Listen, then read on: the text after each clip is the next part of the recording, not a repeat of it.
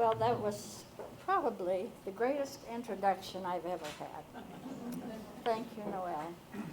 And we want you to talk right into Oh, There you okay. go. I said, this, I think, was the greatest introduction I've ever had. Thank you, Noelle. And I want to tell you, I am so impressed with this staff. It wants me to go back 40 years, 30 years, so I could be a part of you. I specialized in community health, and I worked in the homes, in the community, and I loved every bit of it. So I know, I feel what you're going through. To live well, to age well, you're teaching it. And I think that our generation is the first generation that has lived well and aged well. And as a result, we're sucking up all the Medicare, the Social Security, what have you. So I don't know if there'll be anything left for you or not. But anyhow, as Noelle mentioned, I was in the Army. At the end of World War II, I was stationed throughout the United States and also in the Philippines. Then when I came back home, I went back to school. That's when I decided to go back to school and major in community health.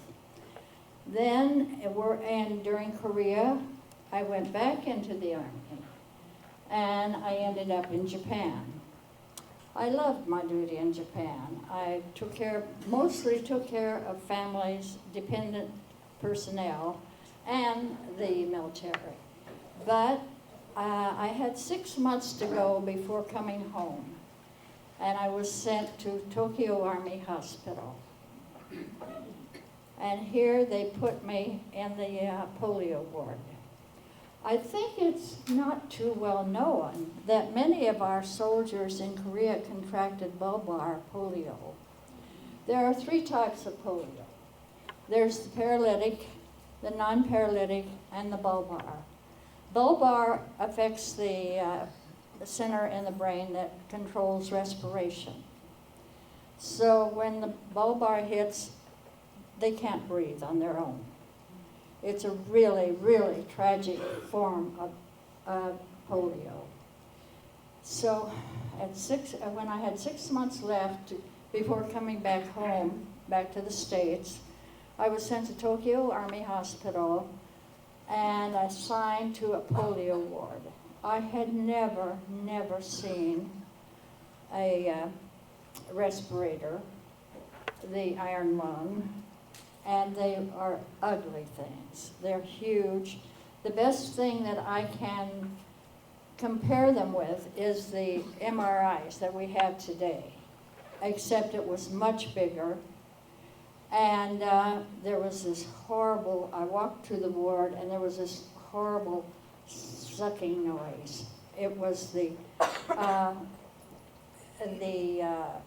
pressure underneath the lung, the iron lung, that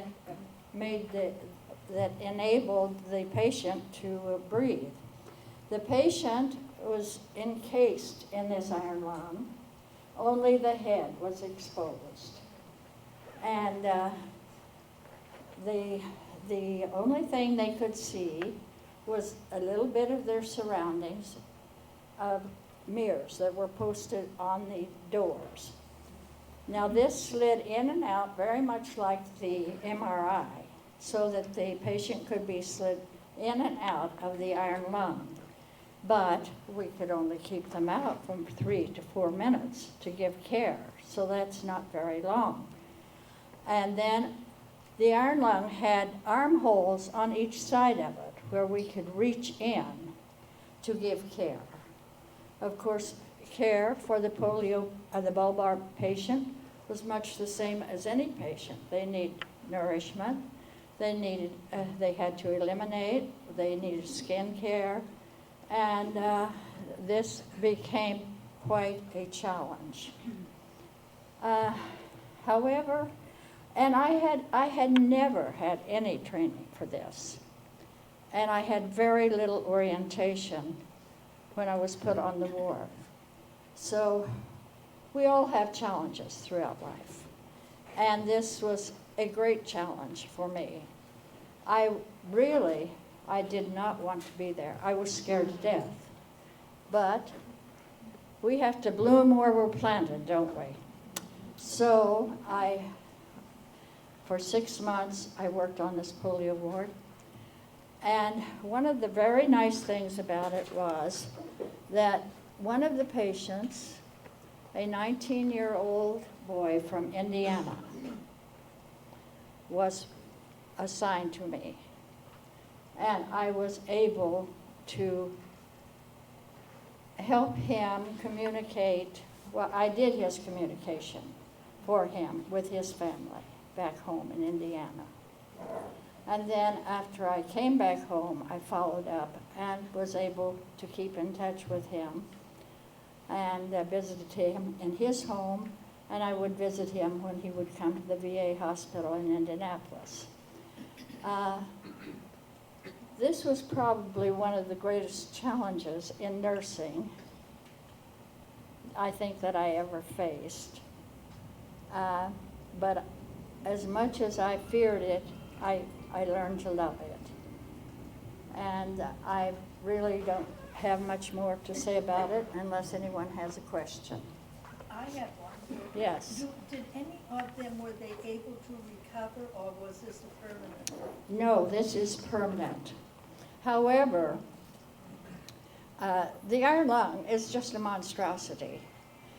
And then they came back. When they came back home, they were fitted with a portable respirator.